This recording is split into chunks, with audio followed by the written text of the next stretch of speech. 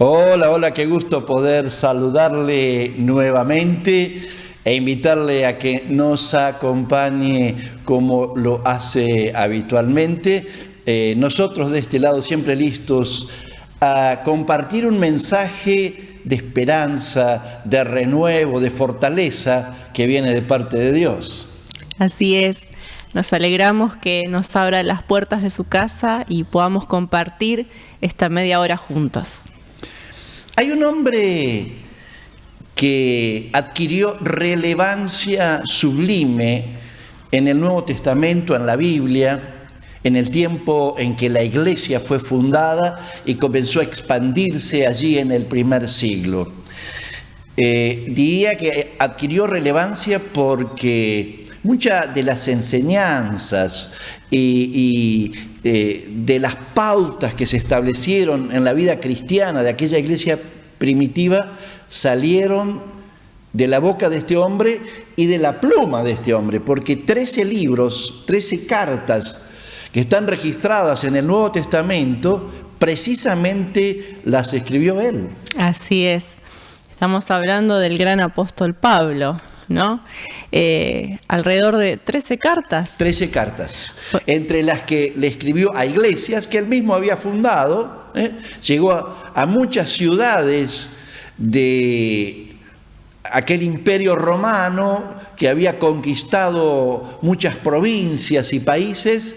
Llegaron las buenas noticias de salvación a través de este hombre y de quienes lo acompañaban generalmente, y muchos años después, ya iglesias que habían comenzado a crecer y a desarrollarse, les edificaba con las cartas preciosas, por supuesto, que hoy las tenemos nosotros en nuestras manos en el Nuevo Testamento. Así es. Llamativo que, no siendo uno de los 12 discípulos, sí, sin embargo es llamado apóstol y es una de las personas de las que hay más registro acerca de sus viajes misioneros, sí, acerca de su experiencia, acerca de sus vivencias. Así que hay mucho para contar acerca de Pablo. Sin lugar a dudas. Y una de las cosas distintivas que vos acabas de señalar es que podemos identificarnos con él como apóstol porque conoció a Jesús como nosotros. Él no convivió como los otros cuando Jesús estuvo sobre esta tierra durante 3 años y medio. Él conoció al Señor Jesucristo, tuvo un encuentro personal con Él, ya cuando la iglesia, Jesús había ascendido y la iglesia estaba en pleno auge, en pleno crecimiento. Pero es interesante entonces conocerlo porque esa relación que Él construyó con el Señor Jesucristo nos desafía a nosotros porque lo podemos hacer de la misma manera. Así que vaya si puede servir de inspiración para nuestras vidas en muchos aspectos, ¿no? Ahora, Silvina, me gustaría que nos enfoquemos en el comienzo de este hombre, que en realidad no se llamó Pablo, o no se llamaba Pablo originalmente, su mamá no lo llamó Pablo cuando nació, sino Saulo. Y él tuvo un encuentro con Jesucristo de una manera sumamente particular, podríamos llamarla. Nadie en la iglesia consideraba que él podría llegar a ser ni siquiera miembro, mucho menos apóstol, ¿no? Porque era alguien que estaba en franca oposición a Jesucristo y a todo lo que esté relacionado con él. Sin lugar a dudas, él consideraba el cristianismo como una herejía que había que, de alguna manera, eliminarla. Y era de aquellas personas que no se quedan las opiniones o los pensamientos, sino que aquello que él creía, entendía, siempre terminaba en la acción. Entonces él se encargó cuando el cristianismo estaba creciendo, en principio, en comenzar a desacreditar, a enfrentar, a encarcelar en nombre de la justicia, en nombre de la verdad, en nombre de lo que él creía, y también aplaudía, diría yo, aún aquellos que por medio de la justicia lograban traer muerte a algunos cristianos. Es más, la Biblia registra que él estaba presente el día que el primer mártir de la iglesia fue ejecutado. Esteban, ¿no es cierto? Ajá, y él siendo testigo de todo eso, no sintió aberración, sino que dijo, esta es una causa que merece mi esfuerzo. Y lo interesante es, o lo que quisiéramos todavía remarcar, es que no se quedó conforme con atacar la iglesia, los discípulos del Señor, que habitaban por aquel tiempo en Jerusalén y en Judea, aquel país donde vivió Jesús, sino como la iglesia ya se había comenzado a expandir a otras naciones, había una ciudad que se llamaba Damasco, que estaba fuera. Siria era aquel país, y él decidió, con su grupo de acción, podríamos llamarlo, viajar hasta Damasco, precisamente con la misión de eliminar, de atacar, de encarcelar a los cristianos, a las personas que se identificaban con Jesucristo por aquellos días. Y lo interesante y digno de marcar es lo que sucedió cuando él estaba próximo a llegar a la ciudad de Damasco. Nunca se hubiera podido imaginar lo que le iba a suceder. Una luz lo embarga, lo tumba de su caballo con el cual presidía el grupo, y desde esa luz escucha una voz. Si te parece, tenemos un documental basado exactamente en lo que dice el texto bíblico en cuanto a esta experiencia, este encuentro de Saulo con Jesucristo. Lo vemos y después lo desarrollamos.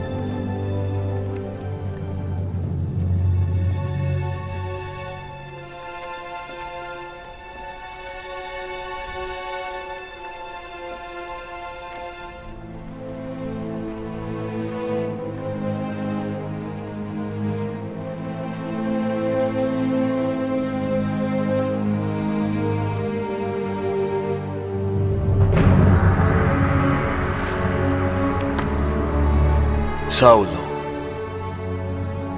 Saulo, ¿por qué me persigues? ¿Quién eres, Señor? Yo soy Jesús, a quien tú persigues. Dura cosa te es dar coces contra el aguijón. Señor, ¿qué quieres tú que yo haga? Levántate y entra en la ciudad, y allí se te dirá lo que debes hacer.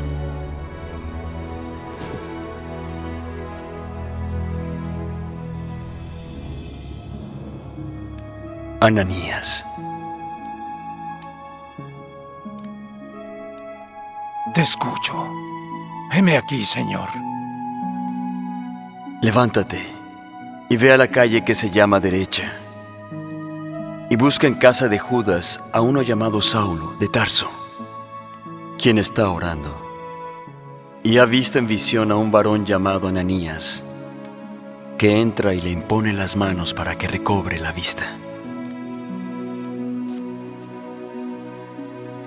Señor, he oído de muchos acerca de este hombre y de cuántos males ha hecho a tus santos en Jerusalén. Y aún aquí tiene autoridad de los sacerdotes para prender a todos los que invocan tu nombre.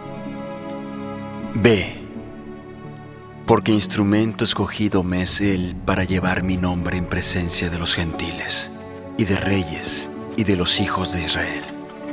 Porque yo le mostraré cuánto le es necesario padecer por mi nombre.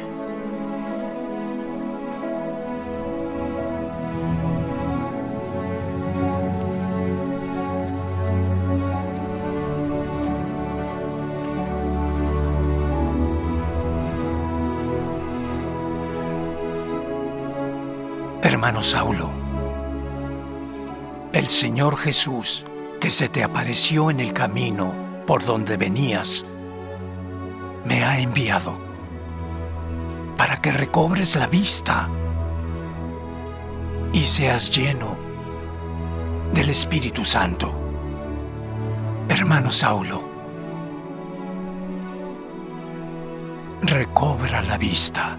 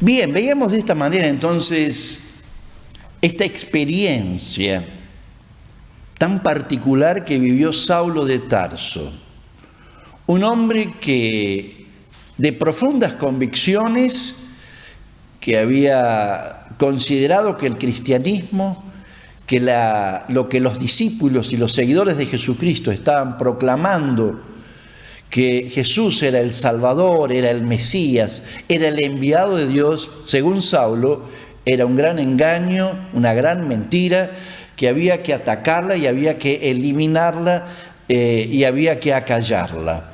Y allí, entonces, movido por esta ira, este enojo, dice Hechos capítulo 9, donde se registra la experiencia en la Biblia, dice, respirando amenaza. Yo no sé cómo era eso, ¿no?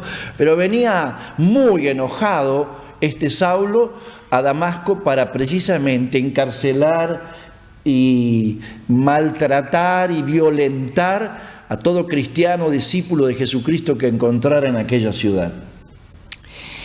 Cabe aclarar, ¿no?, que él tenía la firme convicción de que él estaba sirviendo a Dios, ¿no? Él creía que lo que estaba haciendo era algo bueno, ¿no? Y que había nacido para eso, sí, ¿no? Pero en su corazón había un profundo deseo de agradar a un ser superior y creía que esa era la mejor forma en la cual podía desarrollarlo.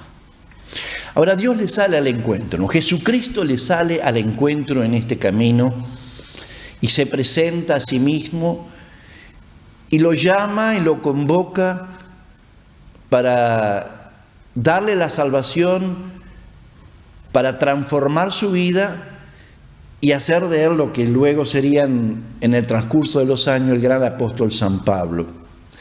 Y yo creo que lo primero que aquí podemos afirmar es, algunas veces hay personas que se creen que Dios jamás podría poner su mirada en ellos.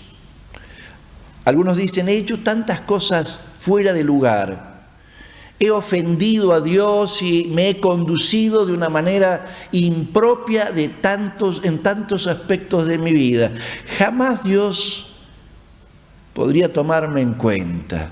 Jamás Dios podría mirarme para ser mi amigo, para perdonarme, para aún establecer un proyecto de vida. Bueno, eso podría aplicarse muy bien a Saulo, ¿no? Así es. Ahora, Qué importante ser consciente de esto. Cada persona creada en la tierra, dice la palabra, que ha sido creada a imagen y semejanza de Dios. En cada uno de nosotros hay algo del ADN de Dios que solamente se activa, se despierta cuando volvemos a encontrarnos con Él, ¿no?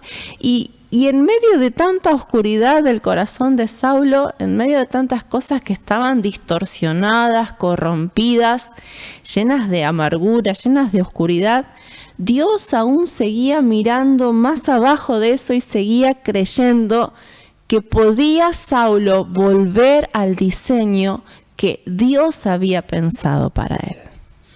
Hay una idea en este mundo que es errada, y es pensar que Dios está buscando a las personas buenas para fijar sus ojos en ellas, ayudarles, bendecirles, salvarles y llevarlas al cielo. Y esto no es lo que dice Jesús. Fíjense, se lo criticaba y se lo juzgaba mal a Jesús por juntarse con personas en aquella sociedad de la Palestina del primer siglo que, según la opinión pública, no eran dignas de que Jesús, un maestro, alguien que enseñaba verdades tan profundas, se acercara a ellos. Y él les respondió de esta manera, según lo que está escrito en Lucas: yo no he venido a llamar a los justos, sino a los pecadores para que se vuelvan a Dios. Y derrumbó el concepto de la bondad humana, diciendo, yo vine a buscar a personas que en su corazón de pronto dicen, yo necesito cambiar de rumbo, yo necesito ser perdonado por Dios, yo necesito que Dios me salve, y es allí donde actúa, donde acciona el poder de Dios. Jesús parecía contradictorio muchas veces para las personas que lo escuchaban, porque por un lado hablaba acerca de los altos estándares dentro del reino de los cielos, y cuando uno miraba los estándares decía, nadie puede acceder. Sí. Dice, oísteis que fue dicho que si que no matarás. Pero cualquiera que le dice tonto a su hermano es como si lo matara. Dice, somos todos un asesino, dice. Entonces, sí. Jesús se encarga una y otra vez de hacernos ver que en realidad ninguno de nosotros califica. Exactamente. Fíjate vos lo que él mismo diría, lo que diría el apóstol San Pablo luego, ¿no? Refiriéndose a lo que Jesús decía. Como está escrito, no hay ni uno solo que sea justo sobre esta tierra. Es decir, ¿qué se está diciendo? No hay ninguno en cuya vida, pensamiento, conducta por sí mismo, en su propia bondad, puede llegar a agradar a Dios y a decir, bueno, este lo elijo porque realmente es alguien intachable. No existe esto en la condición humana. Todos necesitamos el perdón de Dios, la gracia de Dios, la misericordia de Dios.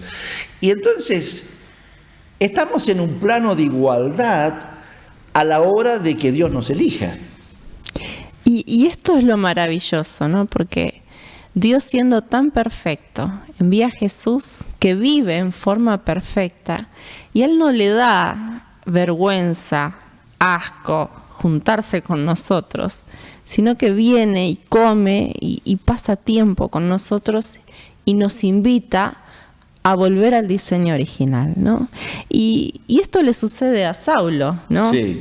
Él, luego de haberse caído del caballo, de haber escuchado la voz, Jesús nos encargó en ese momento de darle toda una lista de cosas, tenés que hacer esto. No. Yo te estoy buscando. Entrá a la ciudad y después te voy a decir lo que tenés que hacer. Y dice que estuvo 3 días sentado, no podía ver, pero era a propósito, porque era necesario que deje de mirar para afuera y mire durante 3 días para adentro, ¿no? Es interesante las preguntas que hace este Saulo allí en el piso. La primera dice, ¿quién eres, Señor? Somos expertos los seres humanos en crear nuestros propios dioses. Y los tenemos en esta tierra de todas las formas y de todas las presentaciones. Pero aquí Saulo se encontró con alguien que venía de arriba, alguien que lo iluminó desde otro lugar.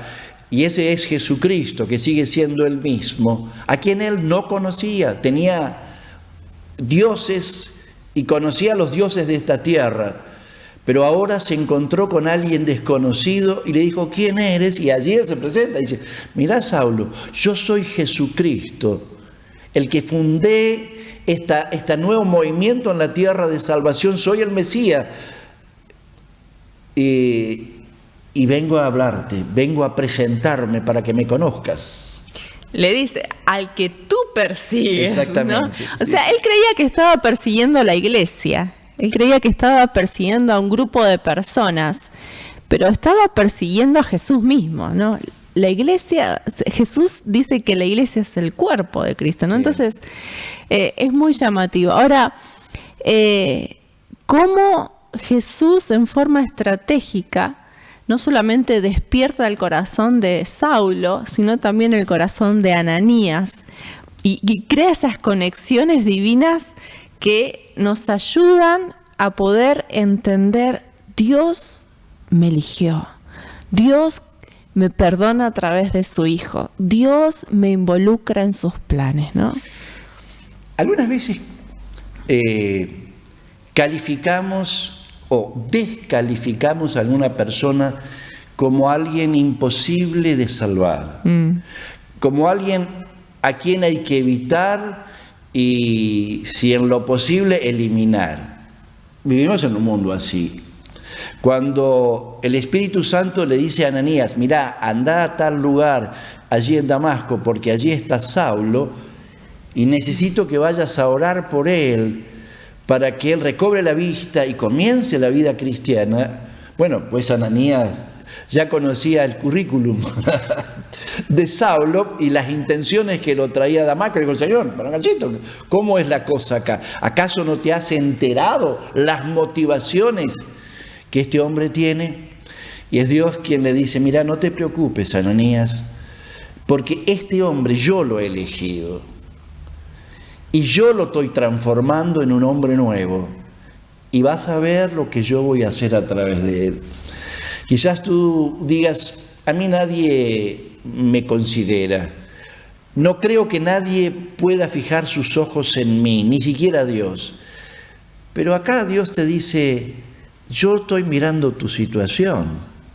Estoy considerando aún tus equivocaciones, tus pecados y tu necesidad de encontrar la vida.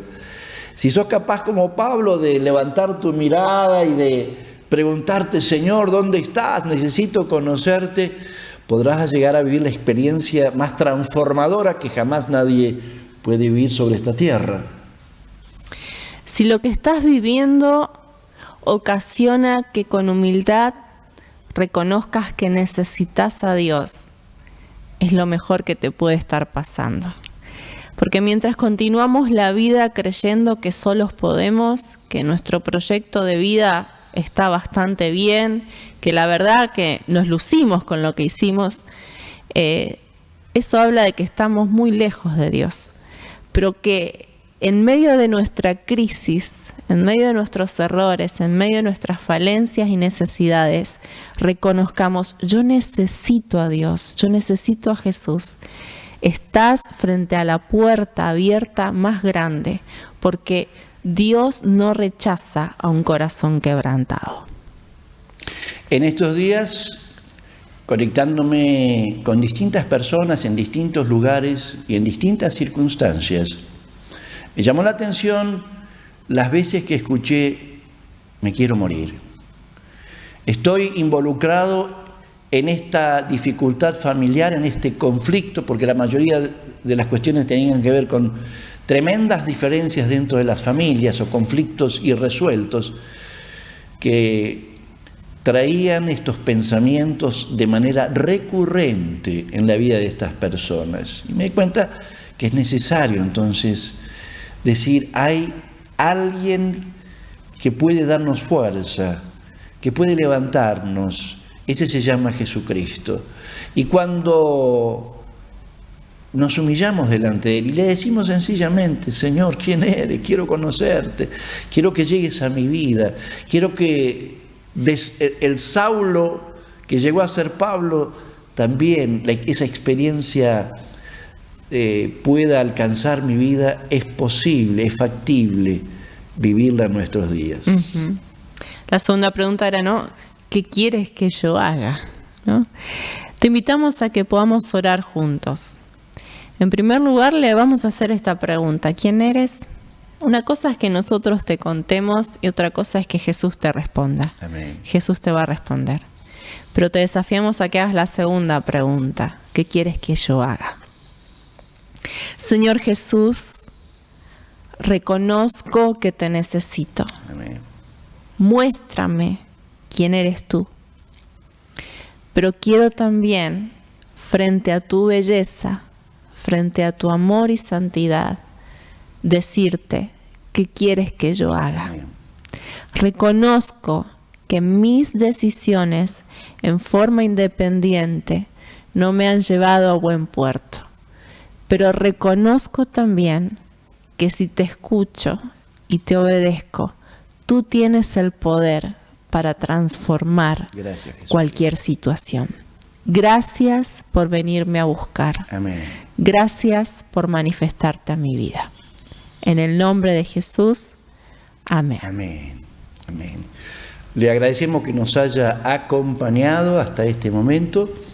Le extendemos un gran abrazo, a su disposición siempre, y si Dios lo permite, nos reencontramos en nuestro próximo programa. Así es. Chao, chao.